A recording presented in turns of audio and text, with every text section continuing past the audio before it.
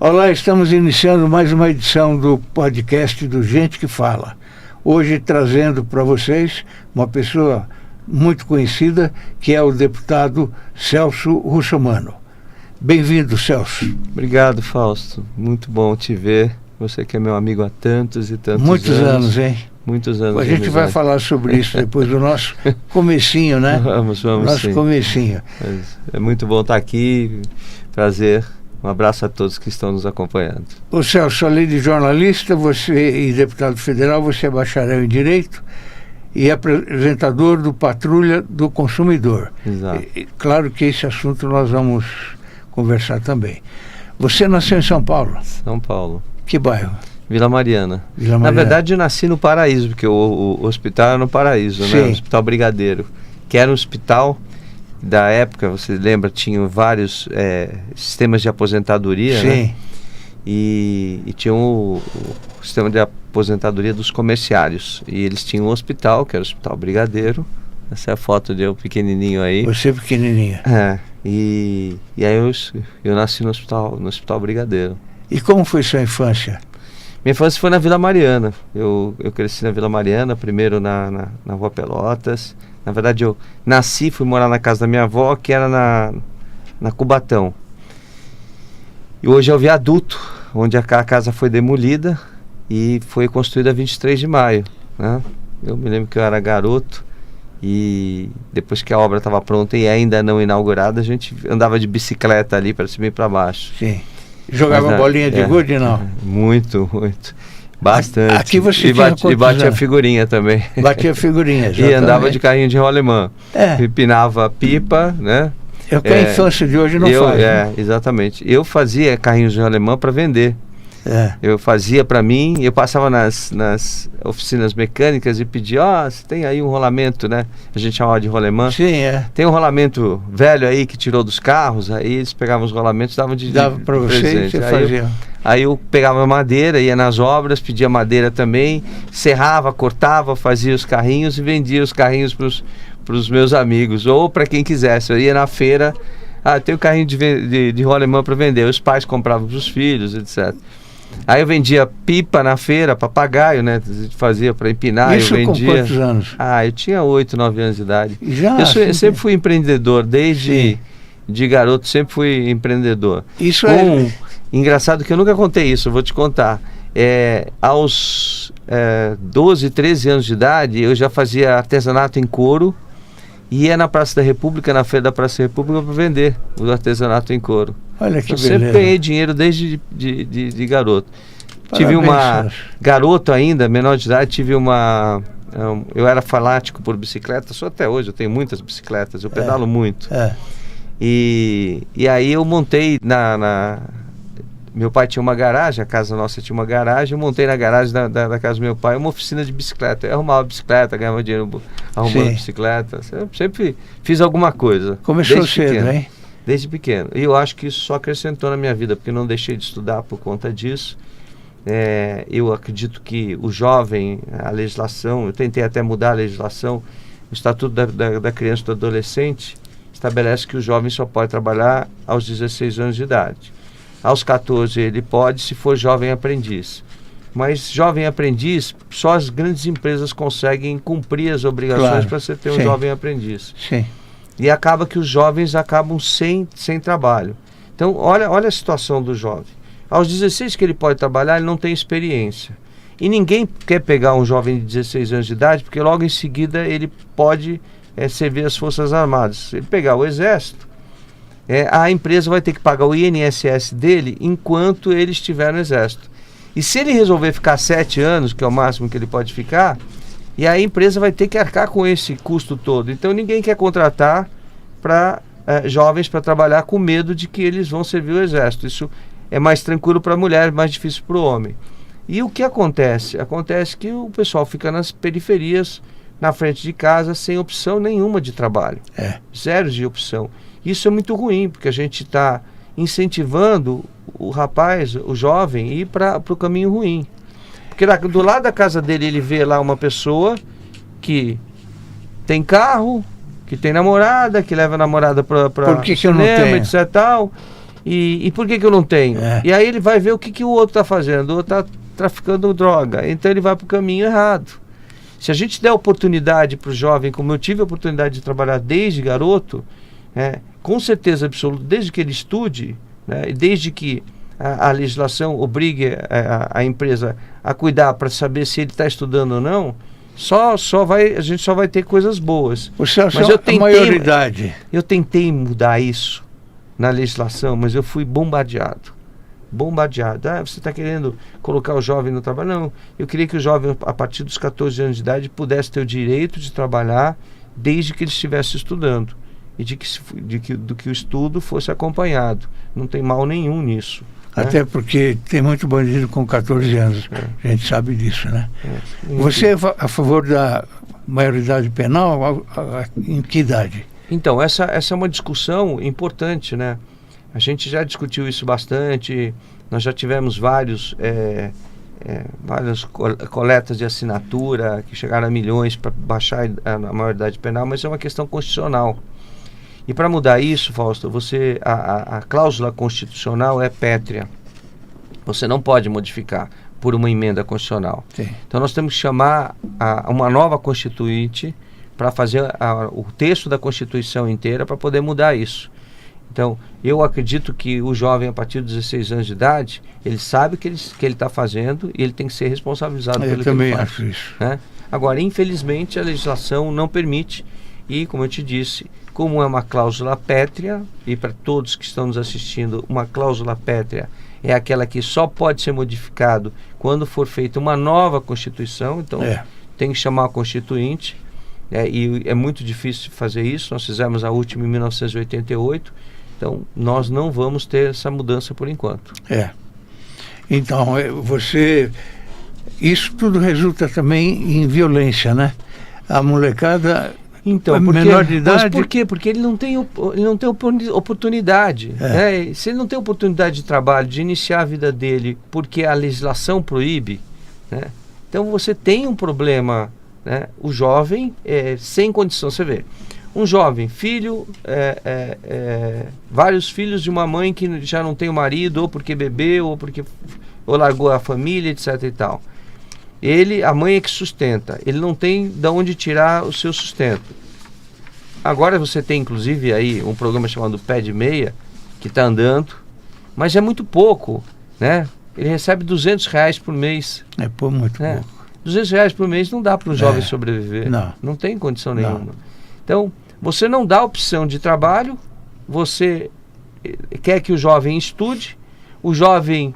Durante o período da escola ele está na escola, fora do período da escola ele está na rua, sem opção nenhuma. E aí ele está vendo um monte de gente transitando com o dinheiro daqui para lá, etc. Tal, ele vai buscar os caminhos errados.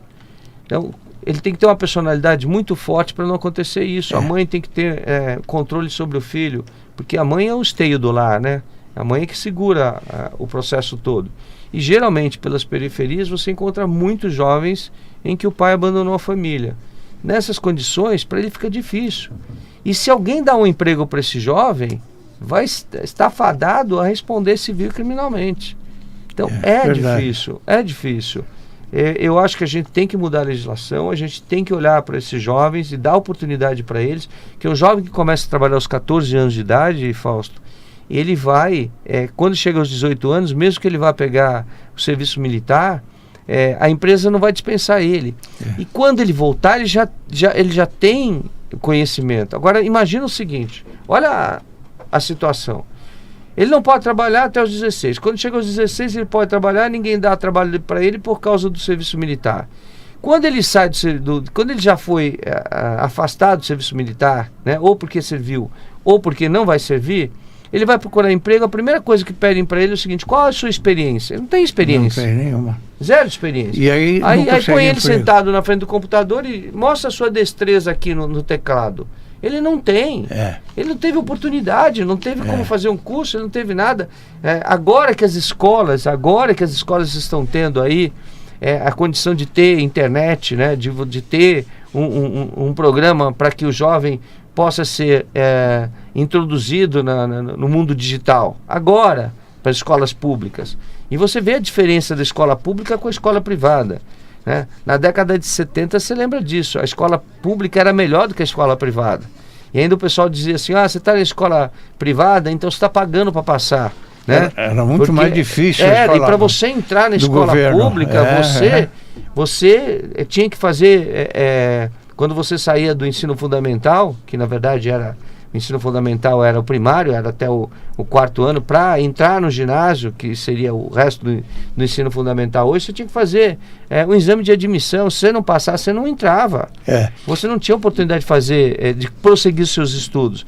E o professor ganhava muito bem. Ele era muito bem pago. Hoje é tudo ao contrário. Então, que oportunidade a gente está dando para esses jovens nossos? Muito pouca, infelizmente. E a gente enxerga aí a curto prazo que não vai acontecer absolutamente nada, né? Porque são medidas tão complicadas, como você falou, tem que mexer na Constituição do país. Para a maioridade penal, sim, a partir dos 16, para trabalhar o Estatuto da Criança e do Adolescente, que cada vez que eu tentei colocar a mão lá, eu fui bombardeado pela imprensa. Sim. Que não tem noção nenhuma, Fausto, do que está acontecendo. Porque tem que andar comigo na periferia. Eu ando pela periferia fazendo as reportagens sobre de direito do consumidor. E aí, quando eu estou na rua, eu estou conversando com os jovens. Eu estou vendo o que os jovens precisam. O sonho de um garoto é ter um celular. Ele não consegue ter o celular porque ele não consegue trabalhar. O que ele vai fazer? Então, a sociedade empurra esse jovem para o lado errado. Né? Infelizmente. Voltando um pouquinho à sua história, o seu avô foi prefeito de Peruíbe. Foi. Ele foi seu inspirador para a política? Então, meu avô, ele tem uma história, né, grande. Ele foi o subcomandante da Revolução de 1932. Geraldo Russomano. Exatamente, Geraldo Russomano. Ele foi subcomandante da Revolução de 32. Sim. O comandante da Revolução era Euclides Figueiredo, pai do ex-presidente Figueiredo. E São Paulo, naquela época, quem não sabe, achava que o governo federal, ou seja, que o Brasil vivia às custas de São Paulo, que São Paulo é que produzia, que São Paulo é que tinha indústria, que gerava empregos e gerava impostos, gerava o PIB do país. Então São Paulo queria se afastar, queria ser independente, um país independente do Brasil. E aí, dentre outras revoluções, porque São Paulo tinha várias revoluções, houve uma revolução de 1932, e meu avô foi um dos líderes dessa revolução. E em determinado momento já não tinha mais munição, porque São Paulo ficou isolado, o Brasil todo contra São Paulo. Aí quando acabou a munição, meu avô e todo o pessoal dele estavam ali na região do Vale do Paraíba. E aí eles inventaram as matracas. O que era matraca, gente? Para quem é um pouco... tem aqueles brinquedinhos de reco-reco que você fica mexendo assim, fica fazendo barulho, né? Às vezes você encontra ainda, hoje em dia, de plástico, antigamente era de madeira. E eles fizeram uma matraca que era mais ou menos isso grande, feito com tábuas, então eles giravam e a tábua ficava batendo. E parecia o barulho de uma metralhadora. Pá, pá, pá, pá, pá, pá, pá, pá. Mas era só barulho, gente. Não tinha munição. E eles aguentaram uma semana sem munição. Acabaram perdendo a Revolução em 1932. Então, ele tem uma história que ele conta. Por quê? Contava, meu avô é falecido. Porque o cunhado dele era o comandante da base aérea de São Paulo, que ficava ali em Santana. E ele era o subcomandante da Revolução. Então, ele telefona para o cunhado dele e fala assim: poxa, você vai aderir à Revolução? Ele falou: não, a Força Aérea não vai aderir à Revolução. A Força Aérea tinha sido recém-criada. E os militares da Força Aérea, eles eram oriundos da Marinha ou do Exército, que migraram para a criação da Força Aérea. E ele falou: não, a Força Aérea não vai aderir, né? Eles tinham qualquer coisa em torno de 10, 15 aviões. Mas se os aviões decolassem, né, faziam estrago, acabavam com a Revolução. Aí meu avô falou: bom, já que você não vai aderir, eu vou prender você. E prendeu o próprio cunhado. Prendeu o cunhado. E aí eles ficaram sem se falar uns mais de 20 anos por causa disso. Esse cunhado dele, né, acabou terminando a carreira como brigadeiro da Força Aérea, né? Brigadeiro Cunha. E ele contava que meu avô foi muito duro com ele, porque ele não aderiu à Revolução. Mas depois disso, o meu avô, depois de exercer cargos aqui, inclusive de diretor do Departamento de Imprensa e Propaganda, diretor de Departamento de Identificação, ele vai para Itanhaém, se elege vereador e depois presidente da Câmara de Itanhaém, e aí ele começa a adquirir terras, né, no subdistrito de Itanhaém, que era nem era chamado de Peruíbe ainda, e ele migra para Peruíbe, e aí ele começa a trabalhar para fazer a emancipação do município de Peruíbe. Isso em 1958, 59. E em 1960 ele consegue a emancipação. Ele foi à Assembleia Legislativa, conseguiu o voto de todos os deputados, foi feito o projeto e foi mandado para o governo do estado. Na época o governador era o Carvalho Pinto. Só que ele vetou a emancipação do município. Disse, não vamos criar mais municípios, daí é despesa. E aí meu avô foi de deputado em deputado na Assembleia Legislativa, conseguiu derrubar o veto do governador e criar o município. Aí ele se lança candidato e se elege o primeiro prefeito de Peruíbe. E aí Peruíbe está hoje uma cidade que é maior do que Itanhaém. Ele chegou a ver você deputado? Não, ele não chegou. Ele me chegou a ver na política. Sim. Chegou a me ver trabalhando no Palácio do Governo, que nós trabalhamos juntos lá. Sim. Depois ele me viu chefe do gabinete da vice-presidência da República, né, quando eu trabalhei com o ex-vice-presidente Aureliano Chaves de Mendonça. Aí depois ele acaba falecendo. Sim. Então ele não me viu, mas sem dúvida nenhuma ele foi meu inspirador nessa. O que levou você a fazer direito? Então, a família Russomano, ela data de 1250. Eram duas famílias italianas, uma de nome Russo e outra de nome Mano. Sim. Como as duas eram famílias guerreiras, então elas não abriam mão do sobrenome. Então tinha dessas coisas na Itália, né? Você juntava os dois sobrenomes. Sim. Aí eles juntaram, essa é uma foto da formatura minha, Faculdade de Direito. E aí eles juntam o sobrenome e recortam o brasão ao meio e juntam metade do brasão russo com metade do brasão mano. E torna-se a família russomana. Então, desde 1250, a família é de juristas. De pai para filho, de pai para filho, de pai para filho. Então, meu avô, meu bisavô, meu avô, esse que eu tive mais próximo, né? Meu pai, eu, entendeu? Meu filho está fazendo direito agora. Então, vem uma coisa de família, um atrás do outro, um atrás do outro. O russo era por parte de quem? Da mãe ou do pai? O russomano é por parte do pai. Porque minha mãe é nascida no Amazonas, na Amazônia, de uma família, os novos cristãos que vieram que imigraram, né, para Portugal, e de Portugal imigraram para o Brasil, que eram judeus, né, que como é que se diz? Aderiram, né, que aderiram ao cristianismo, né, Sim. que se converteram ao cristianismo. Sim. Celso, quando é que você começou a luta pela defesa do consumidor? Começou com o falecimento da Adriana, minha primeira esposa, por negligência médica, né? Sim. Por conta disso, eu já fazia televisão, fazia aquele programa Circuito Night and Day. Sim. Primeiro trabalhei em rádio, como locutor. Locutor não, repórter. Sim. Depois eu comecei a fazer o Night Clip, que era um programa da TV Gazeta, que rodava a noite inteira clipes, né, clipes românticos, e no meio dos clipes eu fazia reportagens do que acontecia na noite, das baladas, dos eventos, etc.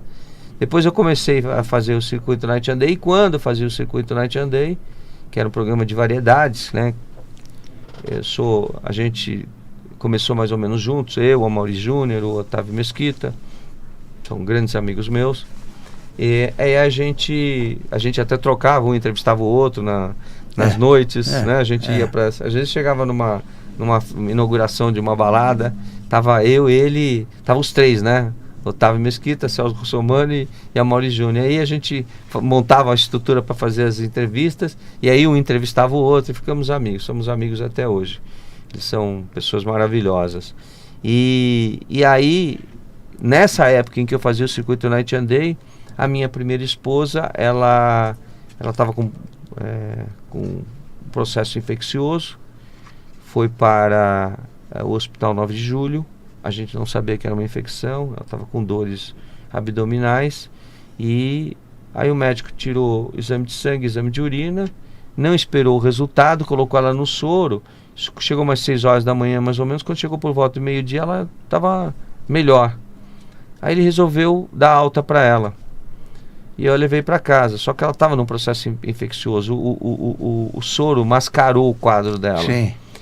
E ela começou a passar mal de novo, e a gente, como o Hospital 9 de Julho tinha sido descredenciado, nós levamos ela para o Hospital São Camilo. E lá a médica, uma era uma equatoriana, outra boliviana, elas atenderam a minha esposa, e elas estavam no Brasil só para fazer um curso. Elas não podiam exercer medicina, então elas não conseguiram identificar um processo infeccioso, apesar da minha mulher ter chegado praticamente chocada, com 0 por 20 Você de pressão. teve filhos com ela? Tive, tenho uma filha. Uma filha. E ela acabou falecendo, indo a óbito por negligência médica, e foi por isso que eu comecei a defender o consumidor. Primeiro a minha história, depois mais 20 casos que aconteceram no mesmo hospital, aí posteriormente em outros hospitais. Aí o SBT, eu já fazia o programa, o Circuito Night and Day, o SBT viu aquele trabalho que eu já estava fazendo na Gazeta, que eu pedi autorização para os meus patrocinadores para poder fazer as denúncias. E começou a me dar muita audiência. O SBT tinha um projeto para fazer um jornal diferenciado. O Aqui Agora. Exatamente. E aí me convidaram para formatar o Aqui Agora. Foi o Marcos Wilson e o Albino de Castro, 2 grandes jornalistas, sim, meus amigos, sim, até hoje, que deram início ao processo. E aí eu fui lá fazer reportagens, várias reportagens. Só que as de defesa do consumidor ninguém gostava. Ficava assim, no canto. Não dava muita importância. Não, nem veiculava. Eu gravava e ficava lá parado as reportagens. Aí um belo dia a audiência não estava muito boa, no começo do Aqui Agora, porque o Aqui Agora explodiu de audiência depois, né? Aí o Albino vira e fala para o Amaury, que hoje está na Globo, assim: Amaury, ele era o produtor, pega uma daquelas matérias que o Celso Russomani fica me perturbando aqui o tempo todo para eu colocar no ar, pega lá e coloca no ar. Ele falou: eu tenho as matérias, mas não estão editadas, tem 20 minutos, mas sem edição. Eu falei: põe sem edição mesmo esse negócio no ar. E aí quando colocou no ar, Fausto, explodiu a audiência, sim, começou a subir que nem uma escadinha. Sim. E aí ele falava assim, cada vez que a audiência não estava boa, pega aquelas matérias do Celso Russomani e põe no ar. E aí começou a pegar essa história de fazer matérias de defesa do consumidor. Aí tinha aquela cena sua com a câmera e berrando no hospital. Foi. Me lembro muito bem disso. Essa cena, esse dia foi o dia que a minha mulher faleceu. Foi, sim, a partir daí que começou a chamar atenção. Sim. Porque o que aconteceu? Eu estava dentro do hospital, não tinha médico. E a médica que tinha atendido a minha mulher era do pronto-socorro, não podia subir, era terceirizado do pronto-socorro, não podia subir. E ela era uma boliviana, outra equatoriana. As duas não podiam exercer medicina. E aí, como eu tinha equipamento dentro do carro, porque eu fazia as reportagens durante a noite, eu tinha até trabalhado à noite, eu fui lá, peguei a câmera, botei no ombro e comecei a gravar dentro do hospital para mostrar que não tinha médico. E quando eu cheguei na UTI, né, aí, depois de muito custo, de bater muito na porta, de tocar a campainha, aí que me deram a notícia no posto de enfermagem de que ela tinha falecido. O São Camilo o dono era um deputado, né? Não, o São Camilo sempre foi um hospital da igreja, né? Sempre foi um hospital da igreja. O plano de saúde que atuava ali dentro do São Camilo, acho que era Interclínicas, esse tinha um deputado que era sócio do Cordeiro, né? O Renato Cordeiro. Renato Cordeiro. Isso, não estava lembrando bem do nome dele. Você, nessa defesa do consumidor, às vezes passa por situações complicadas. É verdade. Uma delas eu assisti recentemente na Santa Ifigênia, quando um cidadão resolveu te enfrentar. E passa muitas vezes por isso, por essa situação? Bastante. Passava mais antigamente, hoje eu passo bem menos. Você vai sem segurança, sem nada? Sim. Só vai o Porque câmera? Eu não posso, a minha intenção é fazer uma conciliação. Sim. A questão só vira policial quando existe crime e aquele que está praticando abusividade, a infração contra o Código de Defesa do Consumidor não quer cumprir a lei. Aí sim, aí eu tomo providências. Fora isso, não. E no caso da Santa Ifigênia, se tratava de uma senhora que comprou um videogame, né? E o videogame deu defeito. E ela deixou o videogame para conserto e nunca ficava pronto. E aí passou os 30 dias que a lei determina. A lei, o artigo 18 do Código de Defesa do Consumidor diz o seguinte: você comprou um produto, deu defeito, você levou para arrumar, seja carro, eletrodoméstico, eletrônico, qualquer produto. Você levou para arrumar. Ele tem 30 dias para solucionar o problema. Não solucionou, ele tem que devolver o dinheiro para você ou trocar o produto. E a opção é do consumidor. E eles não queriam fazer isso. Aí eu fui para Santa Ifigênia e falei: agora não quer mais. Vocês já estão há 50 e poucos dias com o produto, então agora você devolve o dinheiro para ela. E aí esse cara se mete no meio. Ali na Santa Ifigênia, Fausto, tem um monte de rapazes que ficam na rua chamando as pessoas que estão passando para entrar nas lojas. Porque muita loja, principalmente naquelas galerias, se tratava de uma galeria. E aí, eu acho que ele se doeu que a loja, eu presumo, não tenho certeza, que a loja, ele trabalhasse para aquela loja buscando as pessoas, que eles ganham comissão, né? Se a loja vendeu alguma coisa, eles pagam na hora a comissão para aqueles que ficam puxando, né? E aí eu acho que ele se doeu e se meteu no meio da história. Mas aí tiraram ele correndo de lá. Se chega a polícia lá e tem que apresentar nota fiscal de tudo, né? Ia complicar pro lado dele. Ia complicar. A vida política sua, deputado federal pelo 7º mandato. Você está no 7º mandato? Sim. Você atuou no governo do Fernando Henrique Cardoso, organizou o Sistema Nacional de Política e Defesa do Consumidor. Foi muito importante isso. Foi porque não tinha absolutamente nada, né? Hoje nós temos a Secretaria Nacional de Defesa do Consumidor, nós temos o Departamento de Proteção e Defesa do Consumidor do Ministério da Justiça, nós temos todo o Sistema Nacional de Defesa do Consumidor, que veio através do Decreto 861, que fui eu que redigi para o governo na época, para o presidente Fernando Henrique Cardoso. E aí eu organizei o Sistema Nacional de Defesa do Consumidor, que hoje funciona muito bem. Você tem os PROCONs municipais, os PROCONs estaduais, você tem o Departamento de Proteção e Defesa do Consumidor do Ministério da Justiça, Secretaria Nacional de Defesa do Consumidor, você tem os Ministérios Públicos de Defesa, especialistas em defesa do consumidor, você tem as delegacias especializadas em defesa do consumidor, você tem o Inmetro espalhado por todo o Brasil, você tem os IPENs, aqui em São Paulo, por exemplo, a gente tem o IPEN e outros estados também, que é o Instituto de Peso e Medida, que é coligado, ou seja, que é filiado ao sistema do Inmetro. Então, você tem todo o arcabouço, as vigilâncias sanitárias, para fazer com que o consumidor seja defendido.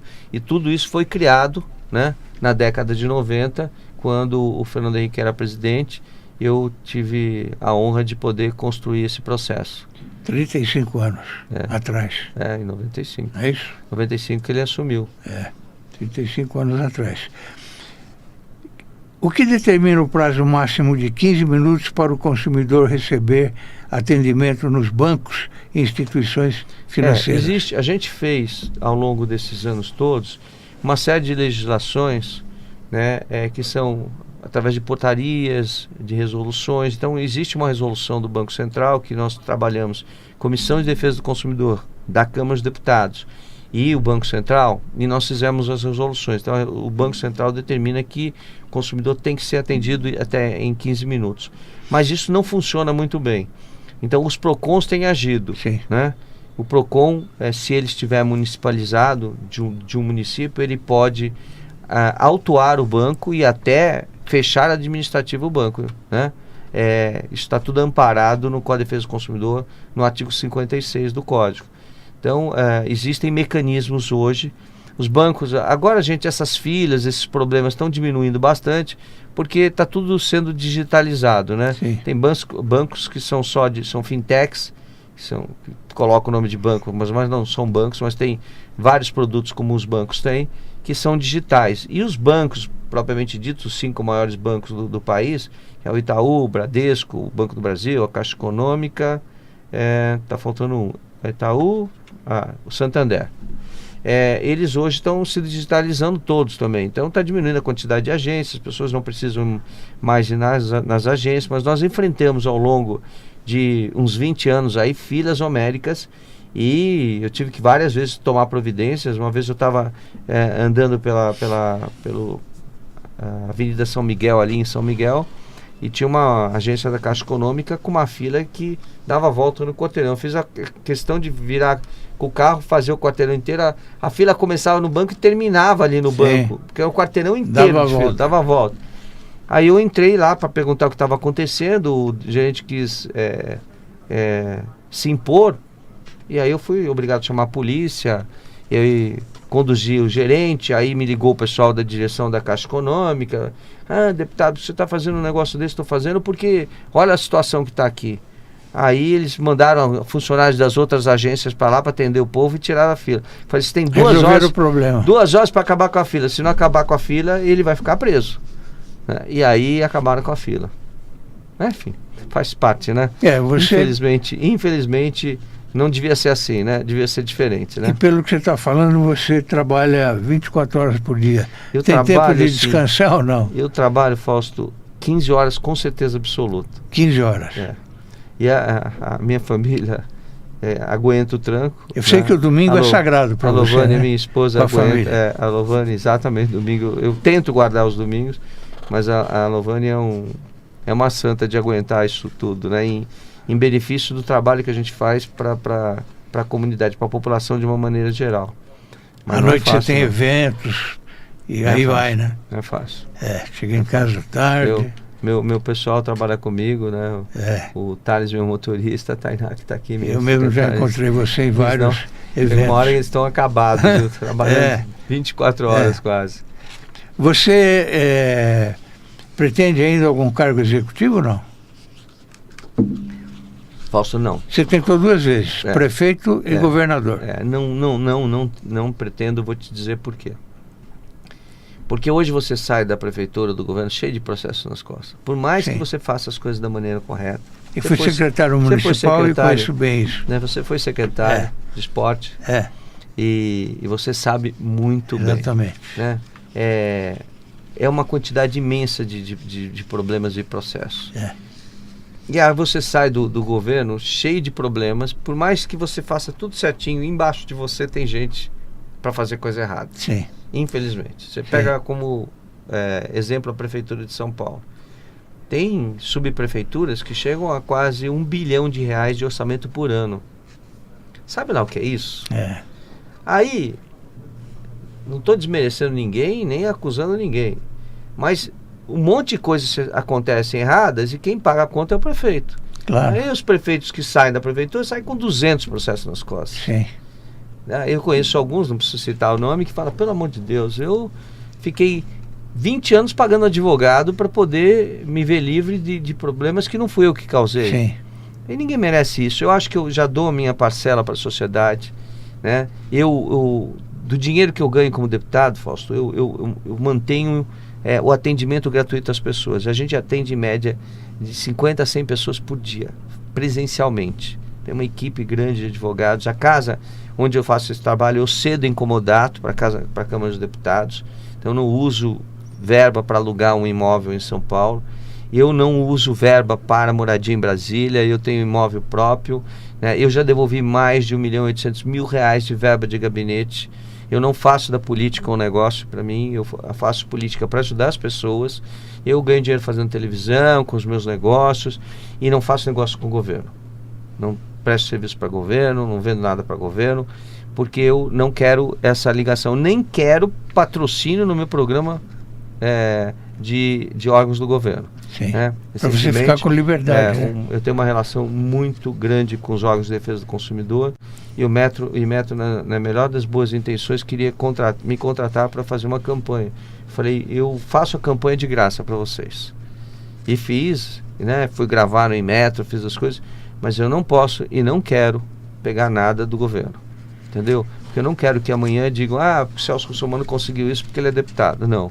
Então eu me mantenho afastado, né? Tenho uma boa relação com todo mundo, com todos os partidos. Eu não tenho inimigos no Congresso Nacional. Todos conhecem a minha postura, sabem que eu sou um conservador, mas eu tenho relação com todo mundo, consigo fazer com que os projetos de leis como é que se diz, que eu apresento, que sejam aprovados, que se tornem leis. Então eu tenho bastante leis aprovadas. Os meus relatórios são respeitados. Toda vez que eu faço alguma coisa dá certo. E eu acho que eu estou contribuindo para a sociedade. Sim. Agora, o executivo, quero ficar distante. Não quer mais.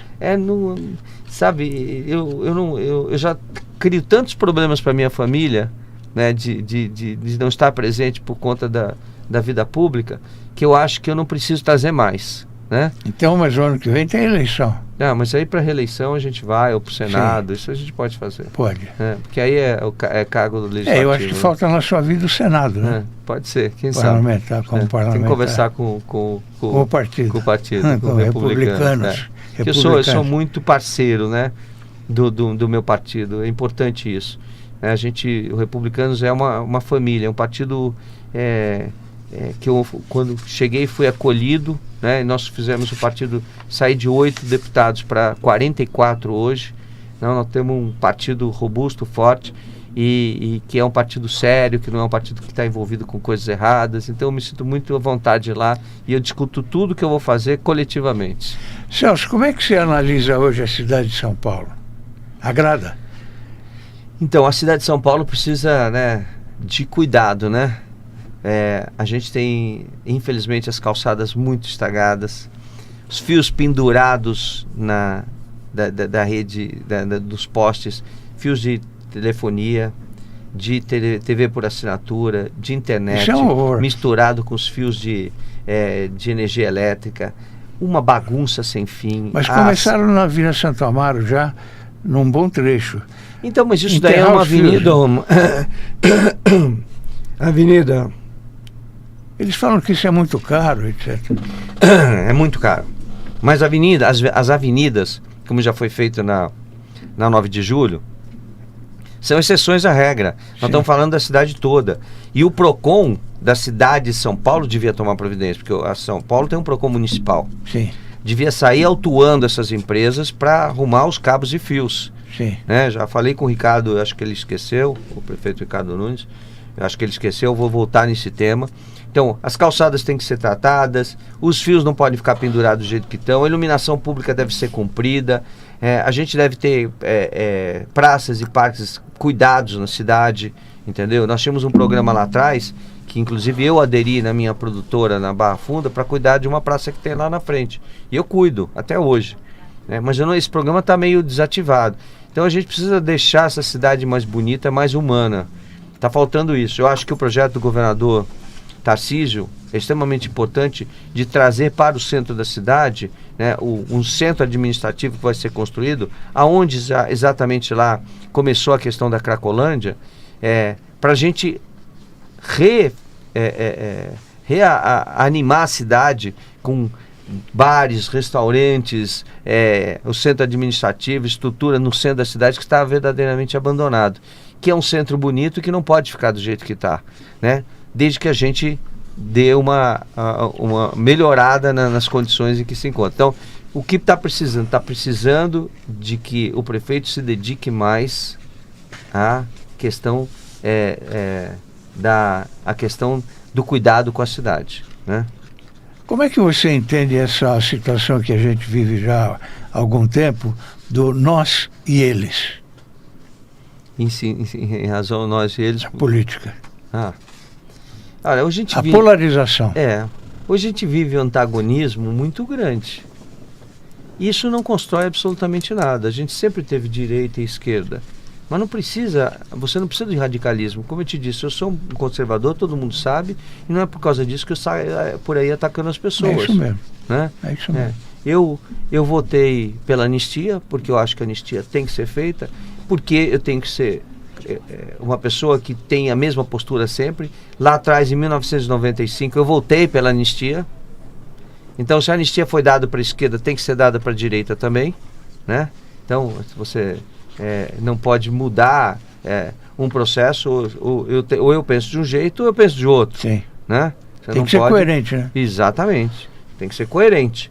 Então, votei pela anistia, acredito, votei agora pelo trancamento do processo do deputado Ramage, que eu acho que a liberdade de expressão, o direito que o parlamentar tem. A imunidade parlamentar, gente, foi criada para dar direito ao deputado de denunciar, né, o que está errado. E se isso for cortado, se isso for infelizmente tirado, não vamos ter mais democracia. Então a gente precisa disso. Então todos sabem qual que é a minha postura em relação às coisas que a gente tem por aí, né? Só que a gente não precisa sair por aí, né, num confronto que não como é que se diz, ajuda nada a construção da democracia do Brasil. A gente tem que ter cuidado com o que a gente faz, porque quando a gente está eleito, a gente está falando em nome da população. Claro. E isso é muito sério, não pode se brincar com isso, né? Não pode sair por aí atacando pessoas de um lado ou do outro. Eu estou falando para os dois lados. Não dá para ficar nos ataques pessoais. Ataque pessoais não constrói nada. Se você tem uma postura ideológica, defenda a sua postura ideológica. Agora não precisa atacar ninguém e não precisa fazer o que a gente está vendo aí, que na verdade só envergonha nosso país. Ô Celso, como é que as pessoas que precisam de você devem te procurar? É um telefone? Tem várias. As redes sociais, sim, né? As pessoas me acham no X, no TikTok, no Instagram, no Facebook. Então é só colocar Celso Russomano, as pessoas me acham. Em todos eles tem mecanismos para você fazer denúncias, né? Eu tenho um escritório em São Paulo que fica no Ipiranga, na Rua Pedralha, número 98, que atende gratuitamente as pessoas, né? Só que a gente ultimamente, Fausto, está marcando para as pessoas irem lá, para não ficarem muita gente na fila, porque eu tenho dó das pessoas ficarem ficando na fila. Você falou que mora na Barra Funda, perto do Palmeiras? Não, eu tenho uma produtora. Uma produtora na Barra Funda. Eu já fui lá, perto do Palmeiras. E tem alguma do lado, coisa a ver com na o Palmeiras, verdade, né? Você conhece bem ela, porque ela fica do lado da Federação Paulista de Futebol. Também, fica bem do lado da federação. É na mesma rua, só que do outro lado da praça. Isso. Na Rua Thomas Edison. Isso. Mas você é palmeirense ou não? Não. Para que time você torce? São Paulino. Você é São Paulino? São Paulino. Tá bem. Você tem alguma referência de algum político que esteja hoje? Sim, não. Eu tenho referência do Aureliano Chaves de Mendonça, foi governador de Minas, foi secretário de Minas Gerais, foi deputado, foi uma pessoa muito querida, né? Governador de Minas Gerais, foi vice-presidente da República, foi ministro das Minas e Energia, uma pessoa séria, honesta, né? Ele não construiu um patrimônio na vida dele sendo político. Eu acho que é assim que tem que ser. A gente não... Olha, tem uma coisa que eu não aceito, Fausto: corrupção. Não aceito. Sim. Eu não aceito nada errado. Sim. Se eu posso fazer, se eu não estou satisfeito com o que eu ganho como político, eu que tenho outras atividades, que é o que eu faço. Agora, você não tem o direito de colocar a mão no que não lhe pertence. Sim. O dinheiro é público, é para fazer o bem para a população, e é assim que tem que ser. Então, esse é o meu limite. O limite de ética, seriedade, né, decência, né, e eu sou totalmente contra a corrupção. Eu estou aqui com às 12 horas. 12 horas. Pela cultura. Pela cultura. Você participou, né? Eu, inclusive, fiz uma emenda para apoiar esse projeto, um projeto importantíssimo. A gente tem que trabalhar pela cultura do Brasil. Ministério da Cultura, Governo Federal, com Brasil TV. Exatamente. E também a TV aberta também deve estar. São 12 horas, numa jornada só pela cultura, para discutir as questões culturais do Brasil, que são importantes. Quem não tem cultura não tem história, né? É lógico. É a mesma coisa que quem tem barriga, quem não tem barriga também não tem história, né? A gente tem que preservar a cultura, começando pelos livros, trabalhando as peças teatrais. Você tem vários livros? Tenho. Cite algum deles. Aí eu tenho várias coletâneas de defesa do consumidor, várias cartilhas de direito do consumidor. Eu tenho um livro chamado Você Merece o Melhor, que esse é um livro de... Esse aí, o Guia do Consumidor. Guia do Consumidor. Eu tenho uns 6 ou 7 livros publicados. Eu fiz o Código Civil, eu fui membro da comissão que trabalhou no Código Civil. Isso aqui é uma coletânea de defesa do consumidor. E eu fiz um Código Civil comentado, e na época, para que as pessoas, né, pudessem chegar ao conhecimento do Código Civil, que é a lei mais importante que nós temos, que diz respeito ao nosso dia a dia, eu fiz um código com comentários entre o antigo e o atual, que hoje já não é um novo código, que isso data de 2002, e aí eu pus nas bancas para vendeu 500 mil livros. Nossa, 500 mil livros. Eu pus a um preço baratinho, a R$10, para todo mundo poder comprar. E aí os estudantes adoraram, né? Porque eles não tinham condição, então eu fiz uma coisa bem a atender a população. No seu currículo, na abertura do programa, eu não falei então que você é também escritor, né? Mas a gente faz o que dá para fazer, né? Mas você é escritor. Bom, quem escreve livro é escritor, eu sou escritor. Você é escritor. Olha, eu elenquei aqui algumas... Você sempre participa do meu portal, Orbis News. Aliás, a sua assessoria está de parabéns, porque todo início de mês eu recebo 4 artigos seus que são sempre super interessantes. Botijão de gás, Celso. Saiba o que fazer para evitar acidentes. O que você recomenda para esse pessoal? A primeira coisa, não tenha botijão de gás dentro de casa. Porque o GLP é mais pesado do que o ar. Então o gás GLP ele vai ficar sempre acumulado no chão.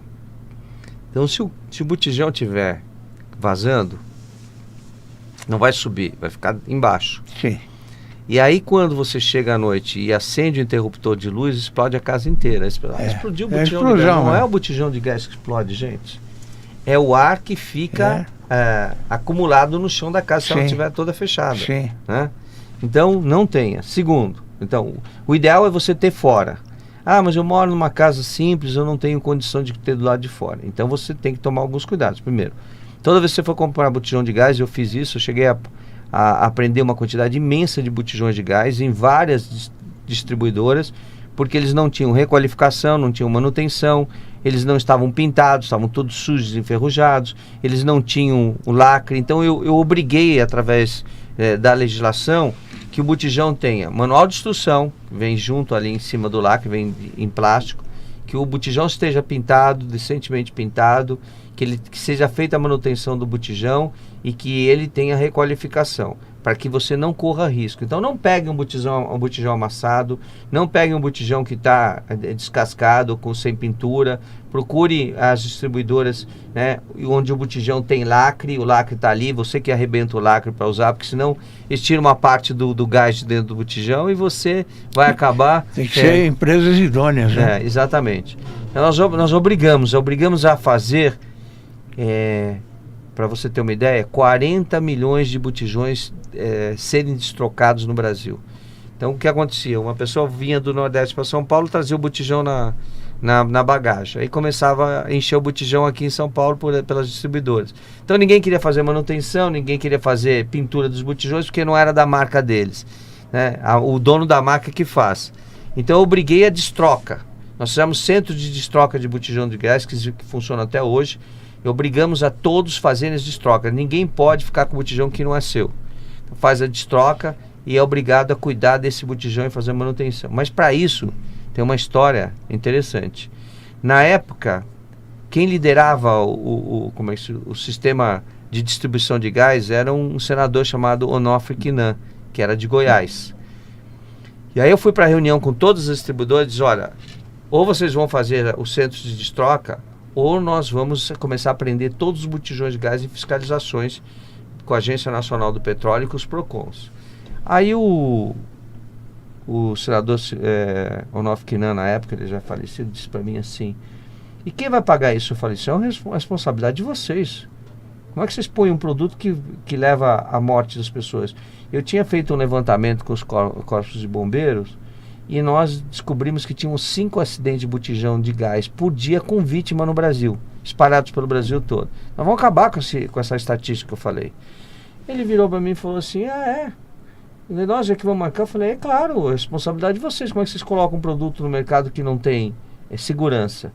Ele pegou, tá acabado, tá encerrada a reunião. Bateu na mesa, levantou, todo mundo levantou com ele do setor. E eu fiquei lá sentado, tinha umas 40 pessoas, fiquei lá sentando sozinho. Sim. Aí eu levantei depois que todo mundo, falei, gente, antes de vocês irem embora, eu só vou dizer uma coisa. Eu vou fiscalizar cada empresa de vocês. E vou aprender os botijões de gás. Vocês não estão aqui fazendo uma brincadeira comigo, vocês vão responder. E aí marquei para a semana seguinte já a primeira fiscalização na Onogás em Brasília. E fui lá e aprendi mais de 200 botijões de gás. Prendi o chefe da segurança, porque ele não queria deixar a fiscalização entrar. Diz que lá quem mandava era o senador. Eu falei, e aqui quem manda sou eu, né, porque tem uma fiscalização. E aí passaram-se 15 dias, ele veio para a reunião, quieto, calado, e quis cumprir as obrigações, porque ficou muito mal para ele perante a imprensa toda, né? Aquela coisa de ele ter dentro da própria distribuidora dele mais de 200 botijões de gás inservíveis que estavam sendo usados, né? E que podiam criar acidente na casa das pessoas.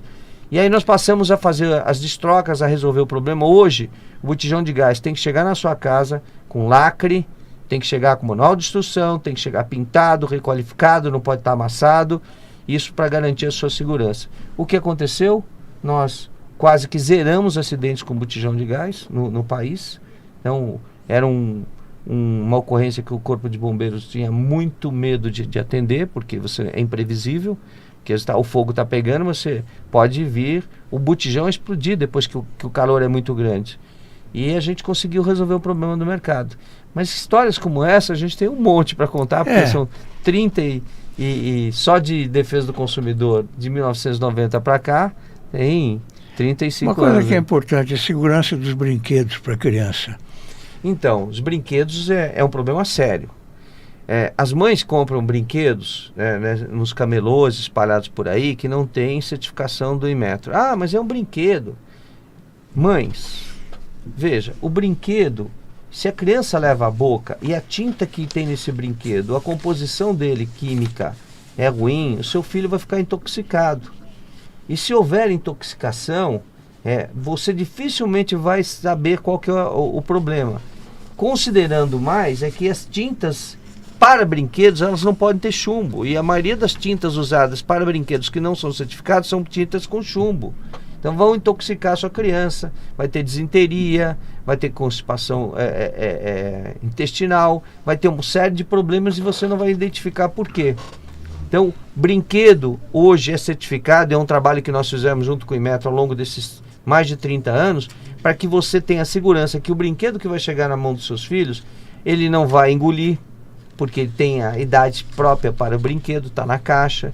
Ele tem a certificação do Inmetro, que é um brinquedo com segurança, ele tem qualidade, ele tem durabilidade, ele tem vários requisitos que a lei impõe e que o brinquedo que não tem certificação, que é importado de forma ilegal, vai apresentar. Infelizmente, né, ainda temos muita coisa a fazer em relação a isso.